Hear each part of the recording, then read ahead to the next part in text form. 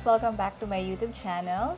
Pasensya na ngayon ng ulit nakapag-upload kasi mas medyo na busy tayo sa trabaho. So anyway, pag-usapan natin ngayon yung video online app, no? Kasi marami pa rin ako nare-receive na questions sa comment section about paano nila mag-view yung kanilang payment due date, payment amount due sa video online app. So ito na, ituturo ko sa inyo para maging aware din kayo, lalong-lalo na yung mga bagong credit card holder pa lang at magda-download pa lang ng video online app. So without further ado, let's begin. So, pag nag-download kayo ng video online app, ganyan naman yung usual na interface niya, di ba? Yung parang pinaka-homepage niya. So, pag-usapan muna natin ng mabilis yung mga nasa ibaba na nakikita nyo. Yung open an account, get a credit card, activate credit card, manage investments. Okay, so, kapag clinic nyo dyan guys, yung unang-una, which is yung open an account, dyan sa open an account, ito po ay parang pinaka-shortcut na sa kanilang website kung gusto nyo mag-open ng savings or checking account with BDO. So, maganda tong gamitin kasi pag isang click mo lang, nandoon ka na kagad, hindi ka na mag-search pa online para malaman mo kung paano ka a-apply online ng savings account with BDO. So, nandiyan naman yung mga options. Sige, click nyo lang yung open an account and that's it. Kailangan nyo na lang mag-fill out ng mga information na kailangan. Okay? So, next is yung get a credit card. So, for example, savings account pa lang po ang meron kayo kay BDO. Gusto nyo magkaroon ng BDO credit card, i-click nyo lang yan and shortcut din po yan papunta doon sa page ng website nila kung saan nandoon lahat ng mga credit cards na meron si BDO na pagpipilian nyo. Ang gagawin nyo lang is i-click nyo lang yung apply now. Okay, and ngayon ko lang na-realize na napakadami palang klase ng credit card meron si BDO. Meron siyang Visa, meron siyang Mastercard, meron siyang JCB, may UnionPay, may Diners, at saka American Express. So, napakadami nyo pagpipilian na credit card. Okay, so yan lang naman, i-click nyo lang yung apply now kung alin dyan yung napupusuan nyo na credit card. So, yung susunod guys na option is yung activate credit card. So, ito naman po is, for example, meron kang bagong padalang credit card from BDO, hindi mo pa na-activate. So, aside doon sa instructions paano i-activate doon sa paper kung saan nakadikit yung credit card mo, pwede mo rin palang i-activate yan through BDO online app. So, ilalagay mo lang yung card number, yung date of birth mo, expiration date, security code, and i-click mo lang yung submit. So, ganun lang kasimple, ma-activate na yung iyong credit card. And yung isa, yung manage investments, hindi naman to usually ginagamit unless meron kang investment with BDO. Pero pag clinic mo yan guys, shortcut na siya papunta doon sa login page direkta ng BDO online banking website. So, madali na, 'di ba? Minsan kasi pag ako nagse-search pa ako niyan kapag magla-login ako dito, pero ngayon ko lang din nalaman na pag clinic ko pala yung manage investments na yun sa ibaba is madedirekta na ako doon sa video online banking website. So, let's move on na guys doon sa topic talaga natin, which is kung paano nyo mag-view yung ibang information regarding your credit card. So, syempre magla-login ka na.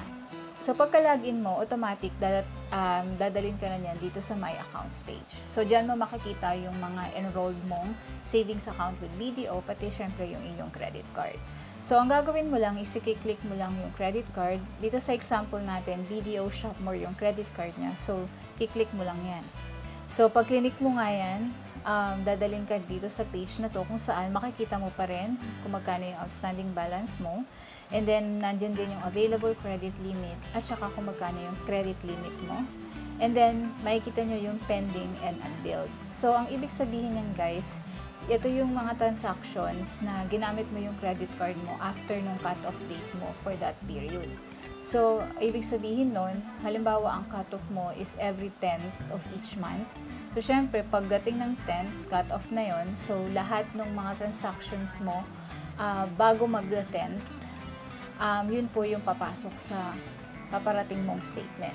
So, kapag ginamit mo yung credit card after ng cut-off date mo, magre-reflect na po yan sa susunod mong statement pa.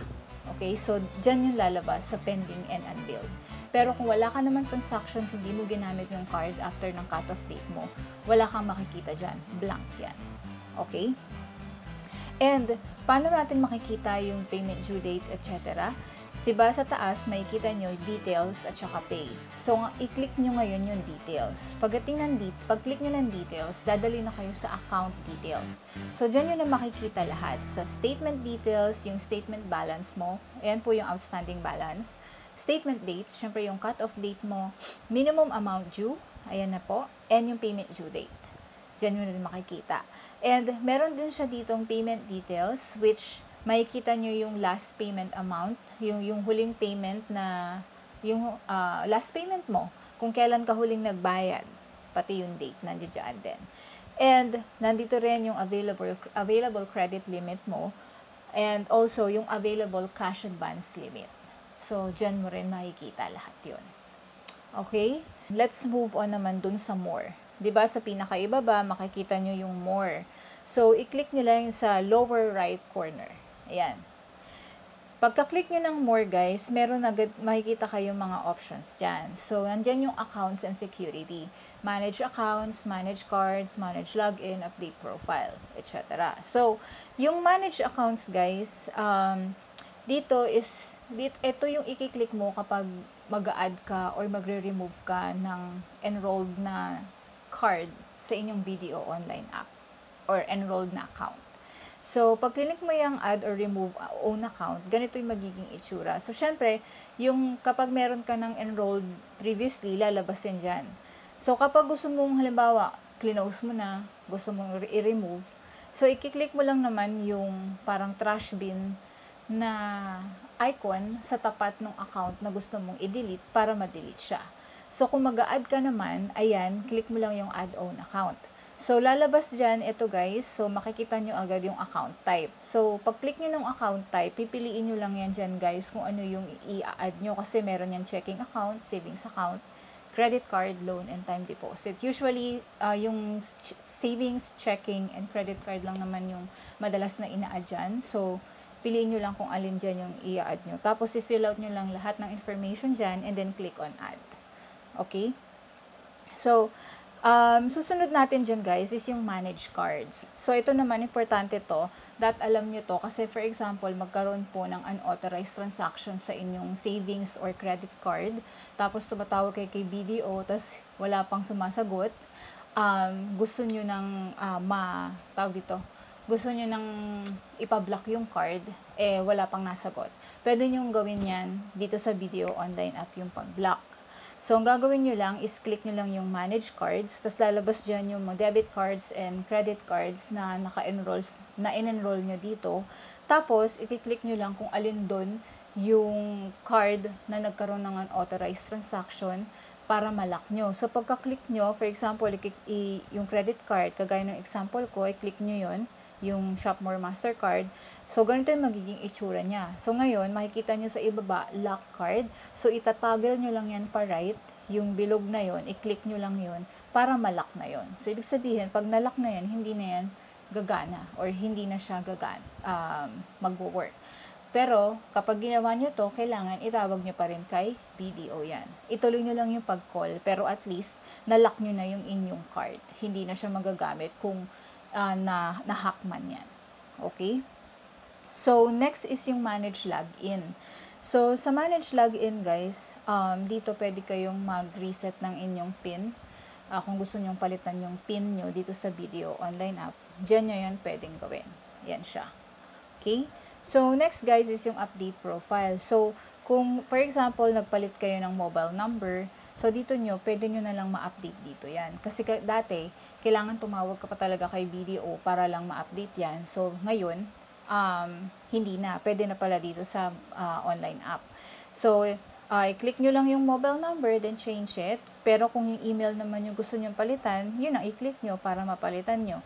Pero, kapag parehas nyo gustong palitan, kailangan yung tumawag kay BDO. Walang choice. Okay? So, yun lang guys. Ganun lang.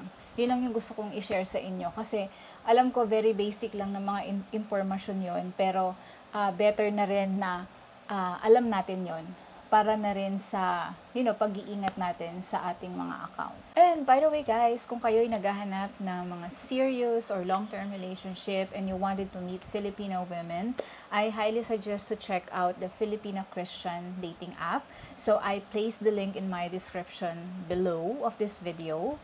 You can sign up for free, and this will make sure guys na hindi kayo may scam kasi lahat po ng profiles na nagsasign up dito are being verified by humans. And kung kailangan nyo din po or naghahanap kayo ng assistance for visa application, meron kayong ipipetisyon dito man sa Philippines or outside the Philippines, they can also help you out.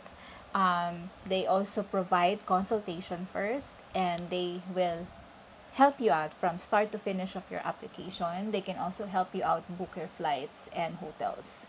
So please check the link in the description below as well. So marami pong salamat sa panonood, at if you haven't subscribed, click on the subscribe button and click the notification bell para ma-notify ka every time I upload a new video. And thank you again. See you on my next. Bye!